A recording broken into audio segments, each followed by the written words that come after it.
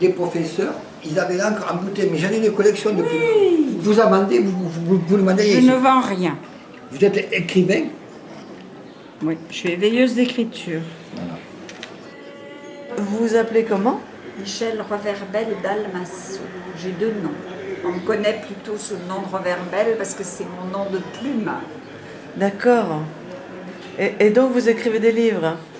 Oh, j'ai écrit des livres, mais j'ai surtout laissé les gens écrire tout ce qu'ils avaient sur le cœur, toute leur vie, toute ma vie. Ça fait 35 ans que je parcours la France pour aller donner envie d'écrire à des gens qui n'en ont plus ou pas envie. Voilà, parce que j'ai toujours aimé les lettres, la correspondance, et pour moi, c'est inadmissible que des gens soient exclus à cause de leur écriture. Donc, j'ai d'abord été écrivain public à faire les lettres pour les gens qui en avaient besoin. Et puis, comme je ne pouvais pas ou je ne savais pas me faire payer, j'ai décidé d'être éveilleuse d'écriture et d'aller donner envie d'écrire à tous ceux que je rencontre partout dans la France entière. Ça vous est venu en quelle année? Alors j'ai commencé à être écrivain public en 78 jusqu'en 83 à Valence dans la Drôme. Et depuis 83, donc ça fait 30 ans, je parcours la France entière. Hein. J'ai fait tous les départements. Ah oui. J'ai plus de 450 lieux dans lesquels je suis allée laisser écrire, dans les rues, dans les prisons, dans les hôpitaux, dans les maisons de retraite, dans les écoles, dans les banlieues, dans les lieux comme ici, les salons du livre. Parce que ici on est où? On est où là? On est à Figeac, au festival de théâtre. Et vous en fait venir alors? Oui, pour que je puisse recueillir la parole des gens après les spectacles. Mais je recueille toutes les paroles, moi, et en plus, j'incite toujours les gens à écrire des lettres aux gens qu'ils aiment pour un peu éviter d'avoir dans sa boîte aux lettres que des factures ou des relevés de compte. Voilà, donc on attend tous des vraies lettres dans nos boîtes aux lettres, sinon on n'irait pas ouvrir tous les jours sa boîte aux lettres. On n'irait qu'une fois par semaine, ça suffirait. Donc si on attend des lettres, alors des fois il faut en envoyer pour en recevoir, donc je dis commencez déjà par en envoyer, puis vous allez bien voir que vous allez en recevoir. Moi j'en reçois une tous les jours depuis 25 ans du même homme. Du même homme? Ouais, il est amoureux de vous? Homme. Ah ben je sais pas, il m'écrit tous les jours, donc il doit bien être un peu amoureux, mais c'est comme il dit de l'amour platonique. Parce que voilà, nous ne nous voyons jamais. Et je ne réponds pas. Et vous répondez pas? Je vous ai vu écrire en arrivant. Oui, mais je ne peux pas lui répondre tous les jours. J'ai bien reçu, c'est beau, c'est gentil. Donc voilà. Il accepte de ne pas recevoir de nouvelles de moi. Mais quand vous avez donné vos lettres mail art au musée de la Poste, c'était ces lettres à lui? J'en ai donné 2000. Il y avait 2000. des lettres à lui. Et Il y a 2 ans? Non, l'année dernière. L'année Il y dernière? a d'autres gens, mais depuis j'en ai encore, j'en ai plus de 5000 de lui à la maison. Des gens qui m'ont écrit sur une coquille d'huître. Sur une coquille d'huître. Avec un Fallait le timbre, faire, ça. mon adresse et un texte. Qu'est-ce qui est écrit dessus? Voici un petit message de l'huître charentaise, ça baigne. Signé Thomas. Et donc la Poste accepte ça? Bah oui, il y a Vous un me disiez timbre. hier, il n'y a que la Poste Et il y a mon adresse. française qui fait ça. Ouais, voilà. Et puis là, c'est écrit Ça, c'est sur un beau bout aussi. de bois aussi. Sur un bout de bois, qu'est-ce qu'ils vous ont mis sur un bout de bois? C'était des vœux de bonne année de 1999 en plus. Cette modeste carte est l'expression sincère et émue de meilleurs vœux à partager à 2. C'est très beau. Voilà. Hein. Vraiment du mail art, ça. Hein. Ouais. Sur des boîtes de camembert. Ah, c'est un fond de fromage Mont d'Or. Oui. C'est une carte de vœux de 2014 et derrière c'est un jeu. Il faut faire rouler le cercle Pour et comprendre. pour la règle du jeu, s'il tombe d'un côté, on a le droit de boire un verre. S'il tombe de l'autre côté, on a le droit de boire 2 verres et à la fin, on a le droit de tout. Est-ce que vous servez d'un ordinateur parfois? Non, je ne sais pas faire. Jamais. Et je veux Vous pas êtes jamais apprendre. mise. Non. Non. Et ça, c'est un autre copain qui écrit avec son bic 4 couleurs. Ah, Et c'est pendant beau. qu'il vous parle, il vous fait ça. Vous ne connaissez que des artistes alors? Bon, ils le deviennent en voulant en faire un peu plus que ce que je reçois. Ça, c'est une personne qui m'a écrit une lettre après Oh mon là émission, là là là, qu'elle est belle. mon émission radio. Oh non. Voilà. Si vous me la Elle mettez a à écrit l'endroit, on sur- pourra Je peut-être sais voir. pas s'il y a un endroit parce que. Après votre émission à France Culture, Oui. pour vous en parler. Non, elle me raconte sa vie, c'est tout. Ah bon? Pas de moi. Pas du Et donc, tout. Elle de me fait, parle on n'a de pas le sa droit de vie. lire. Bah, elle me parle de sa vie et elle me dit merci de m'avoir lu, c'est tout. Elle me demande rien d'autre que de la lire. Vous lui avez répondu? Je lui ai dit que je l'avais lu, c'est tout. Vous voyez cette lettre que j'ai reçue? Monsieur le curé. Ben oui, l'abbé Bethléem déchire les journaux licencieux en 1920. Ah, ouais, puis là, il est en, Hein? il est en Et pleine derrière, action. il m'a écrit, et c'est ce que je fais des lettres de toi que je ne reçois pas. Ah, bah ça que... Oh, bon, trop ah, bien. bon. Bien, hein? Vous avez trouvé ça dans une poubelle? Ouais. Vous faites les poubelles. 1895. Ah ben, je les faisais quand il y avait des poubelles à ciel ouvert, il n'y en a plus. Parce qu'il y a des Des genres de déchetteries, maintenant. quoi. Ouais. Et Voilà, vous aimiez avec bien les ça? Moi, fautes j'adorerais d'orthographe. trouver ça. Ben oui, mais il fallait De chercher. quelle année il est? 1895. Oh, super. Écrit... Obéissez sans discuter. Où c'est écrit ça? Ben, c'est le titre Ah oui, du on avait devoir. toujours une morale C'est le titre du en devoir. début de matinée. Problème. Une personne qui gagne 1500 francs par an désire économiser 250 francs. Que lui reste-t-il à dépenser par semaine? Hein? Bon. Ça, c'est intéressant. Ça sent le certificat d'études. Hein. Alors, Voilà, ça c'est Acte de un, mariage, acte de ça, décès. c'est un texte, une lettre de 1889.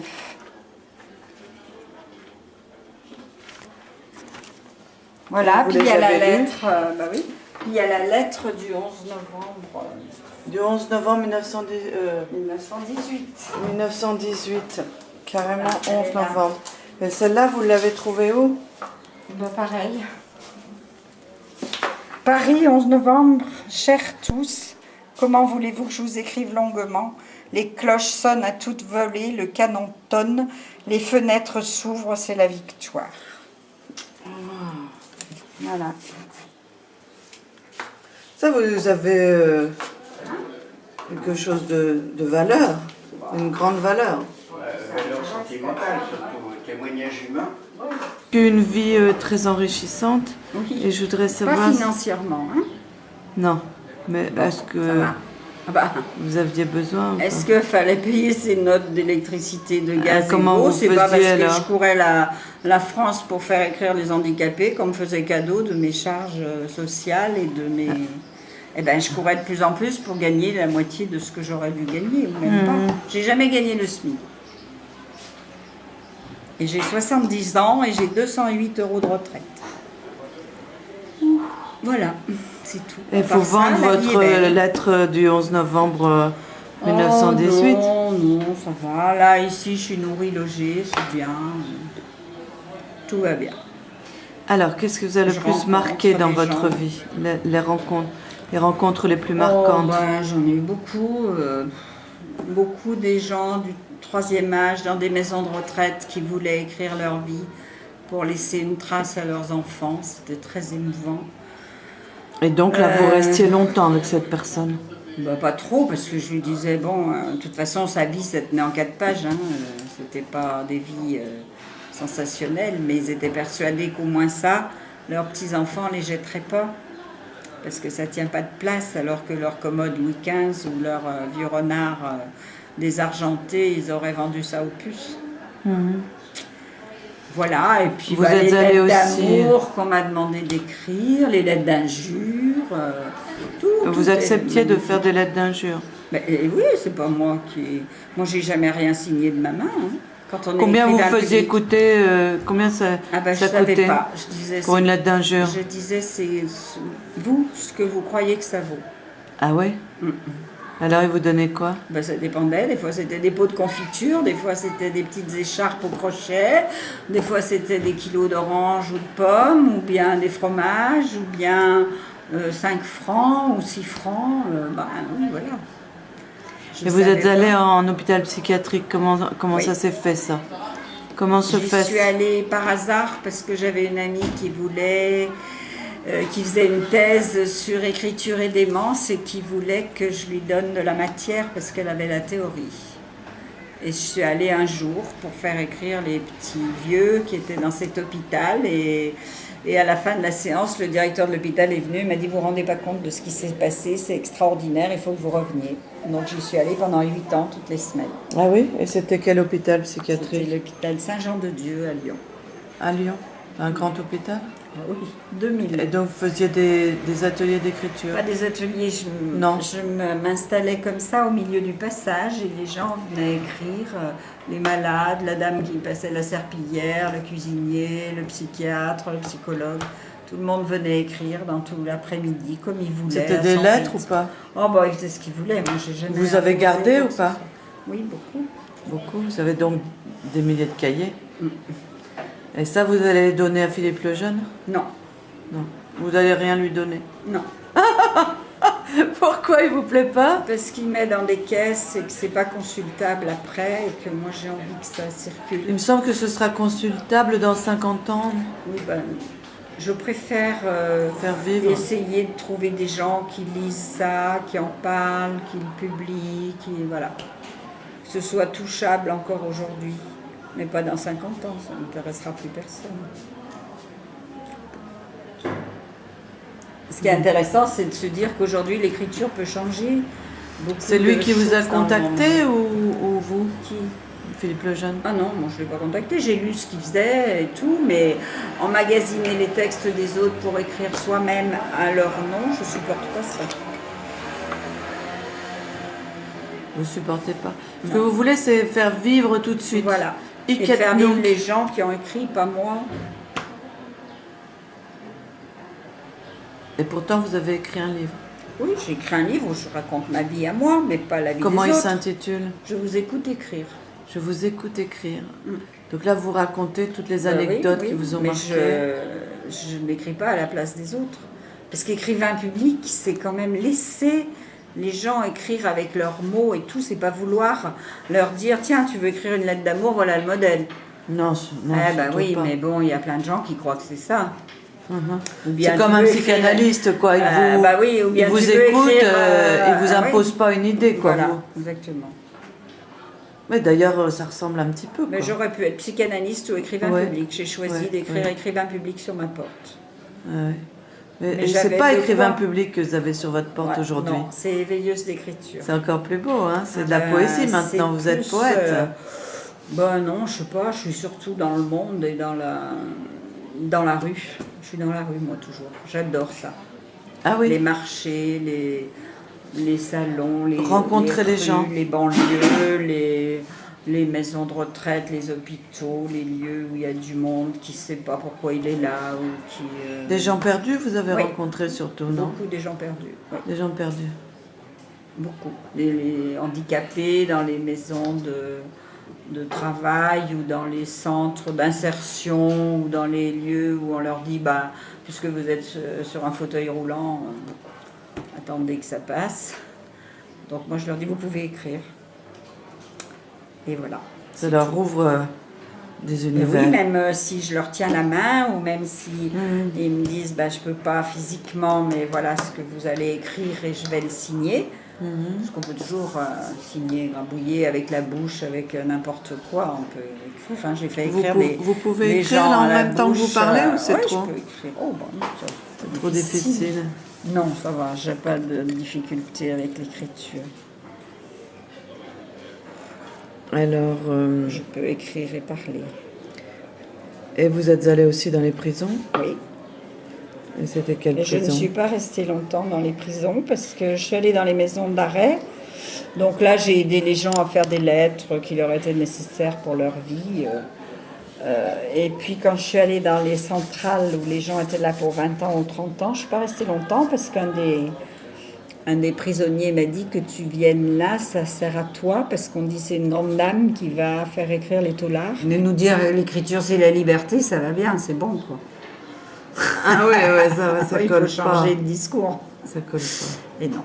Donc j'ai dit, bah oui, tant que la prison est comme ça, c'est pas la peine que je vienne, effectivement. Allez vous faire croire que je vous apporte un peu de bonheur et utiliser votre parole à l'extérieur pour signer moi de mon nom, ça c'est pas possible. Donc pour le moment, je viens pas parce que je n'ai pas trouvé de... C'était à Lyon aussi, ça? Oh, c'était à Mozac, c'était à Lille, c'était à Compiègne, c'était à Lyon. Mozac, c'était c'est par partout. ici? Mm. C'est en C'est une Dordogne? centrale, oui. Ah oui. Longue peine. 30 ans. Quand vous avez quelqu'un en face de vous qui n'a pas 30 ans, vous imaginez bien qu'il n'a pas que tiré le sac de la grand-mère dans le métro. Donc après, il faut accepter aussi de l'avoir en face. Ah oui. Il a certainement tué, à votre avis. Sûrement, oui. Donc voilà. Pourquoi pas, mais il faut être en face. Vous aimez bien rencontrer les gens et les faire écrire. Moi, j'aime bien rencontrer les gens et les faire parler. Ouais, c'est ce que je vois. Ouais. Ça, bravo. Hein. C'est une rencontre aussi. Hein. Oui. Je fais des beaux portraits de personnages, puis après, je les montre à mes amis. Et voilà, vous pourrez montrer à vos amis. Mais oui, exactement. Est-ce que vous avez une anecdote précise à raconter? Ce qui vous a le plus marqué ou quelqu'un d'extraordinaire que vous avez rencontré? Des centaines. Trop. Ben oui, il y en a trop. Ce qui vous aurait ému aux larmes? Il y en avait presque tous les jours. Ah oui, vous êtes très non, mais sensible. quand vous avez des gens qui vous disent je suis un pauvre con, j'ai jamais écrit, on m'a toujours dit que je savais pas faire, et tout d'un coup écrit. Je me souviens d'un type en insertion qui me dit oh mais non, mais moi je sors de prison, à qui voulez-vous que j'écrive et tout. Puis finalement il écrit à sa copine et il termine la lettre en disant je finirai le meuble et l'escalier. Et moi je dis c'est la plus belle lettre d'amour que j'ai jamais vue. Ça devait faire des années qu'il lui disait qu'il allait finir le meuble et l'escalier. Et là, il l'écrit avec sa plume, on le tamponne à la cire avec un petit cœur, et il part avec ça dans sa poche. Si ça ne vous fait pas pleurer, c'est pas la peine de continuer à faire ce métier. Ah, parce que vous croyez que tous les métiers sont aussi forts que ça? Il y a beaucoup de gens qui vivent... non. Non, je sais bien. Non, je sais bien, ce métier a l'air de vous avoir nourri quand même. Oui, il m'a nourri, il m'a pas nourri parce sur que mes économies. Il vous a nourri autrement. Le livret de caisse d'épargne ne vaut plus rien, donc c'est pas la peine de nourriture spirituelle, je veux dire. Hein. Plus que d'autres. Oui, non, mais j'ai pas eu besoin d'aller au cinéma ni d'aller voir des choses extraordinaires. Je les avais tous les jours sous les yeux. Mais du coup, vous êtes connu en France alors? Oui.